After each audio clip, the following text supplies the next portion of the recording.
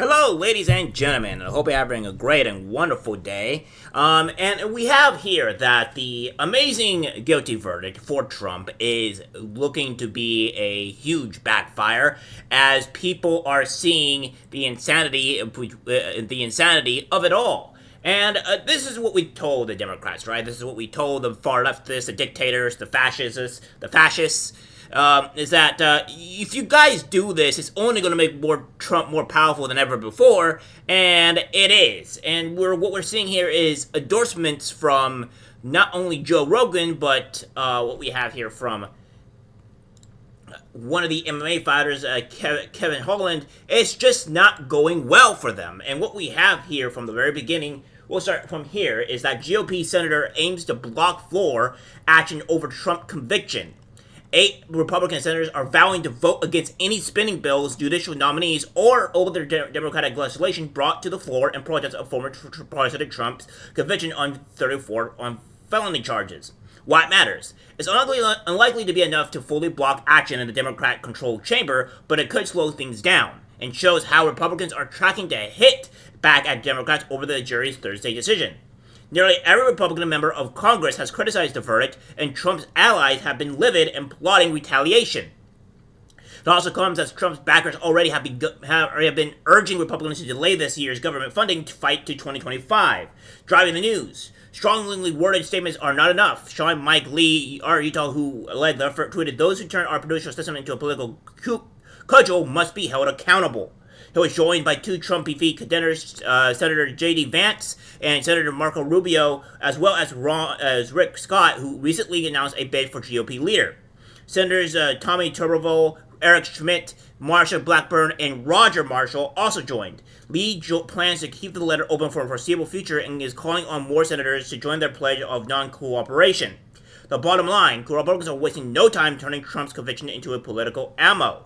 Which, by the way, it was already political to begin with, guys. We all know it's a political stunt. We all know how biased the jury was. We all know how biased the judge was. Like, guys, I want you guys to understand something here. Imagine if your life was on the line, and then all of a sudden you managed to get a very biased judge, a very biased jury, and then you end up getting to know that the judge was donating to other political campaigns and stuff like that, and it makes you feel like he's rightfully against you. First of all, you can't even do that as a judge, so there's a lot of things that is going on here that is just not okay. And we have here from the Daily Mail saying Donald Trump campaign has raised over $200 million in just 3 days since guilty felony verdict on son Eric Trump claims. That's insanity, guys. That's insanity. What we have here is just, what we're seeing here, guys, is the wake of America, where America is saying, no, you're not going to do this. No, we're not allowing this. We're voting for the man that has been politically publicized and publicly attacked by the far left, by the Democrats, by the fascists, by the dictators. This is just the reality of everything, and they're losing the power from the American people.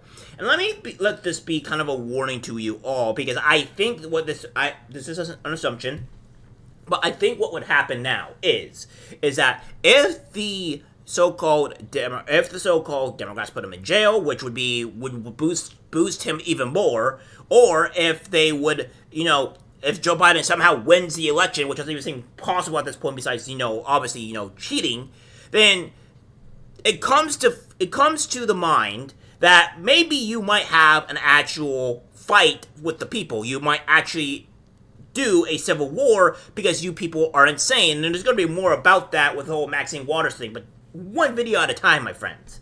So what we have here is that Donald Trump campaign has raised a staggering $200 million since the former president was found guilty of 34 felonies last Thursday. His son Eric Trump said. Eric, who is married to the Republican National Committee co-hard Laura Trump, said he told him the figure was comprised of over $70 million in small donor fundraising the 3 days since his father was found guilty of 34 felonies related to the falsifying business records. Which, again, seems to be more of a error on their part, but of course, the Democrats have to charge him for every little thing even if he's walking, that's a felony to the Democrats. It says, this might be a little inside information, but as I was leaving my house about 37 minutes ago, I asked my wife, what are we up to now? And then it goes on to say, and Laura said, just in terms of small dollar, we're over 70 million. This is 21 donations, 43 donations, right? Smaller donations. The former president's son continued, if you add the large dollar donations to it, you are over 200 million.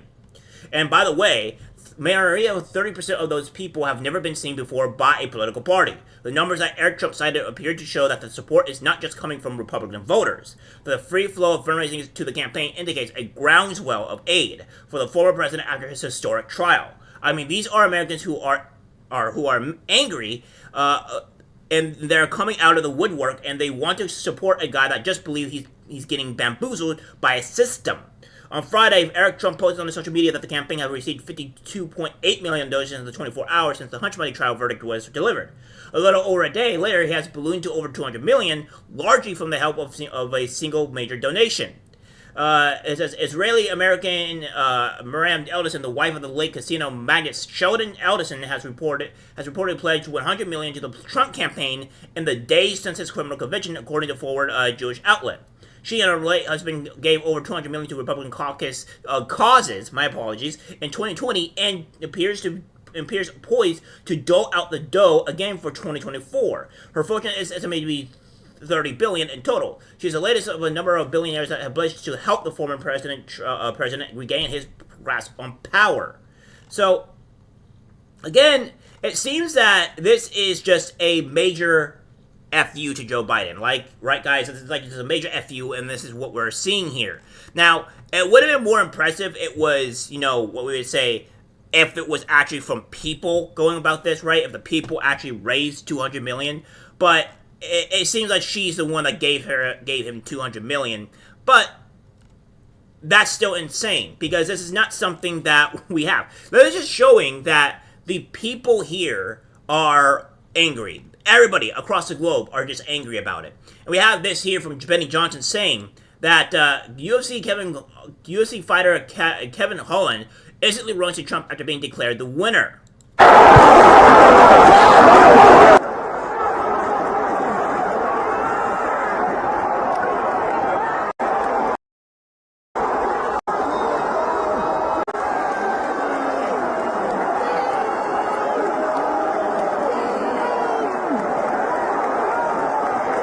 So what we have here is that he goes over the thing there and shakes Trump's hand. Again, we're seeing things that is just not unbelievable that's going on here. And we have this from Donald Trump saying, Donald Trump says he will declassify the files on 9/11, JFK, and Jeffrey Epstein if he's elected president. Would you declassify the 9/11 files? Yeah. Would you declassify JFK files? Yeah. Would you, I did a lot of it. Would you declassify the Epstein files? Yeah, I would. Attorney General. Would you declassify? Again, it seems that we're going to have, if he becomes president, we'll understand more what happened on 9/11, JFK, and Jeffrey Epstein, which this is going to make the FBI go into overdrive, right? Like, this is going to make them be shaking in their boots because they're like, oh crap, we probably did it. Well, of course, this is all assumption, right? This is just allegedly that they did it, but of course, this is things that the Americans want to know, and he's willing to set the record straight for the American people. Something, the Democrats don't understand, because the Democrats honestly hate the American people.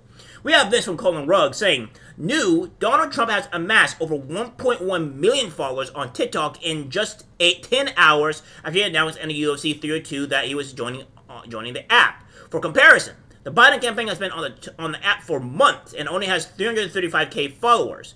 Trump's first post received a whopping 23 million views and a 1.2 million likes in the 10-hour period after he joined. For comparison, Biden HQ has been working tirelessly, uploading 212 videos but only amassing 4.5 million likes. And what we have here from the lips of TikTok saying the comparison is unreal. What we have here is the Donald Trump saying this is the 1.5 million followers, with the Biden saying, oh. So, it's 335 followers. Nobody likes Joe Biden. Nobody is wanting him. It took him forever to get this, and what have you. Now, of course, this could talk about my channel as well, but what we're seeing here is just a mass outcry of support for Donald Trump, and the Democrats have kicked over the hornet's nets, and that hornet's nets is the American people. Alright guys, that's it for the video. Like, subscribe, share. As always, take care, my friends. I'm disgusted by what I see in public. Even people closest to us can't be trusted. This is algorithmic disease, the social media.